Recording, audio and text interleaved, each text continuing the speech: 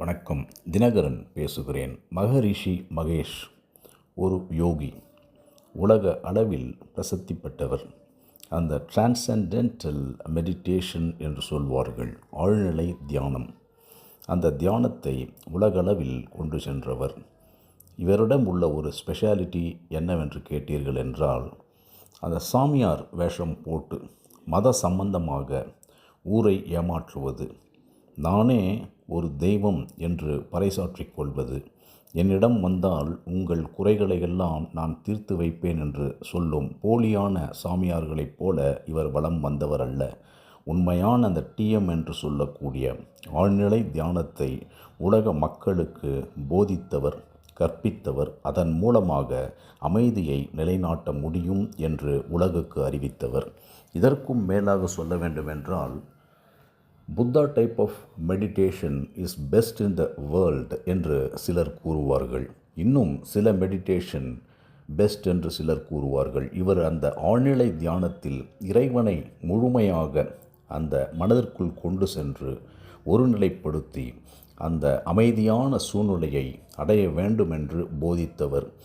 ஆனால் இவரிடம் உள்ள ஒரு ஸ்பெஷாலிட்டி என்னவென்று கேட்டீர்கள் என்றால், you can do whatever you want, do any meditation in this world.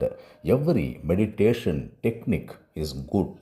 I will not allegate any meditation. All meditation are good என்று சொன்ன ஒரு உத்தம சீலர். இட் மீன்ஸ், நான் ஒரு டைப் ஆஃப் மெடிடேஷன் செய்தேன் என்றால் அந்த மெடிடேஷன் கூட உடல் நலத்திற்கு, ஆரோக்கியத்திற்கு, மன அமைதிற்கு, மன அழுத்தத்திலிருந்து விடுபடுவதற்கு மிகவும் முக்கியமான ஒன்று என்று கூறுவார். சில பேரெல்லாம் இந்த மெடிடேஷனை செய்தால் பிபி குறைந்துவிடும், டயபெட்டிக் குறைந்துவிடும் என்று சொல்லும் இந்த காலகட்டத்தில் அப்பொழுதே அவர் பயிற்றுவித்ததெல்லாம், if you take any medicines, take medicines, does not matter at all, but don't leave the medicines, don't quit the medicines, practice this meditational technique. This is called transcendental meditation, ஆழ்நிலை தியானம். இதை புரிந்து கொண்டவர்கள், இதை தெரிந்து கொண்டவர்கள், இதை உபயோகப்படுத்தியவர்கள் மிகவும் பயனடைந்திருக்கின்றார்கள்.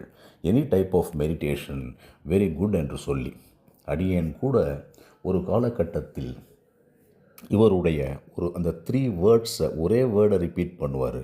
சிறு வயதிலெல்லாம் இளைஞராக இருந்த காலகட்டத்தில் ஒர்க் செய்ய வேண்டும், ஒர்க் ஒர்க் ஒர்க் என்ற லெனினுடைய தத்துவத்தை அடியேன் பின்பற்றினேன். பின்னாளில் கார்ல் மார்க்ஸ் சொன்னார் அல்லவா, struggle struggle struggle, what is your hobby mister Marx என்று கேட்கும்போது ஸ்ட்ரகிள் என்று தான் நினைத்தேன்.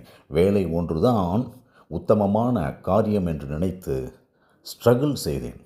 அதாவது போராடுவது, போராடு போராடு போராடன்னு. ஒரு நாள் அவரால் நடத்தப்படும் எத்தனையோ ஃபிலாந்த்ரபிஸ்ட் ஆக்டிவிட்டீஸ்லாம் இருக்குது. அந்த மகரிஷி வித்யா மந்திர் ஸ்கூலில் போக வேண்டிய ஒரு நிலை எனக்கு வரும்பொழுது, அந்த சேட்பட்டில் இருக்கிற மகரிஷி வித்யா மந்திர் ஸ்கூலில் என்ட்ராகும்போது அவர் போட்டிருந்தார், இதெல்லாம் தேவையே இல்லை, லைஃப்பில் தேவையானது வந்து என்ஜாய்.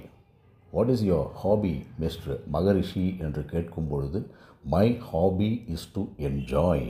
லைஃப்பை என்ஜாய் செய்ய வேண்டியதுதான் முக்கியமான ஒன்று. வாழ்க்கையை வளமாக வாழ்வது, பணத்தோடு வாழ்வது, வலிமையாக வாழ்வது, இதெல்லாம் வாழ்க்கை அல்ல. வாழ்க்கையில் ஒரு அமைதி பூங்காவாக சந்தோஷமானு சொல்கிறாங்க பாருங்கள், அந்த சந்தோஷமாக வாழுகின்ற வாழ்க்கை இருக்கின்றதே, அது இந்த டிரான்சென்டென்டல் மெடிடேஷன் மூலமாக உங்களுக்கு கிடைக்கும் என்று சொன்னதிலிருந்து அடியேன் கூட வாழ்க்கையை லைஃப் இஸ் டு என்ஜாய் என்பதை நீண்ட நெடிய காலத்திற்கு பிறகு புரிந்து கொண்டேன், அறிந்து கொண்டேன், தெரிந்து கொண்டேன் என்று சொல்லி நன்றியுடனும் அன்புடனும் விடைபெறுகிறேன். வே. தினகரன்.